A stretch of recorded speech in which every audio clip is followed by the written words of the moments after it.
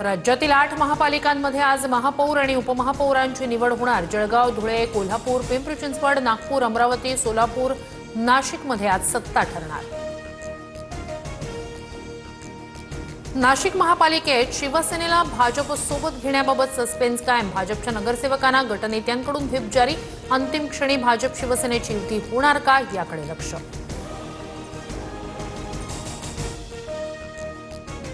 राज्यभरातील जिल्हा परिषदा आणि पंचायत समित्यांसाठी उद्या मतदान। 12 जिल्हा परिषदा आणि 125 पंचायत समित्यांसाठी उद्या मतदान होणार।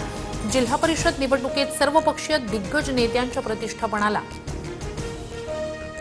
अजित पवारांच्या निधनाला 10 दिवस पूर्ण झाले नसतानाही पुणे पालिकेत कार्यक्रमाचं आयोजन। 15 तारखेला पुणे मनपाचा वर्धापन दिन सोहळा। पालिकेच्या निर्णयावर सर्वच स्तरातून टीका। हॉटेल विट्स लिलाव प्रकरणात संजय शिरसाट यांच्या अडचणी वाढण्याची शक्यता।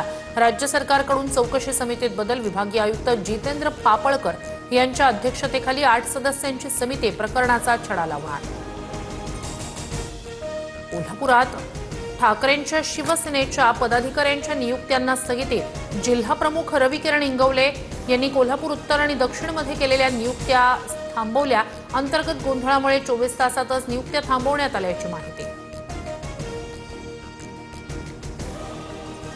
छत्रपती संभाजीनगरमध्ये अल्पवयीन मुलांकडून कोयता दाखवत दहशत निर्माण करण्याचा प्रयत्न। आम्ही डॉन आहोत म्हणत महिला विद्यार्थ्यांना धमकावलं। मुकुंदवाडी पोलिसांनी दोघांना घेतलं ताब्यात। विदर्भातील 11 जिल्ह्यातील अवैध होर्डिंग्सवर हायकोर्टाचा वॉच। जिल्हा आणि तालुका पातळीवर प्रभावी कारवाईचे निर्देश। स्थानिक स्थितीवर 3 आठवड्यात अहवाल सादर करण्याचे आदेश। मुंबई-पुणे एक्सप्रेसवेवर वाहतूक कोंडी। खंडाळा घाटाजवळ वाहतूक कोंडीचं चित्र। वाहनांची गर्दी, नियम उल्लंघनामुळे कोंडी। कॅब आणि रिक्षा चालकांचा उद्या देशव्यापी बंद। ओला, उबर, रॅपिडोच्या मनमानी भाडा आकारणी विरोधात बंदची हाक। राज्यभरात 11 लाख तर मुंबई महानगरात 6 लाख ॲप आधारित रिक्षांची प्रवासी सेवा कोलमडणार।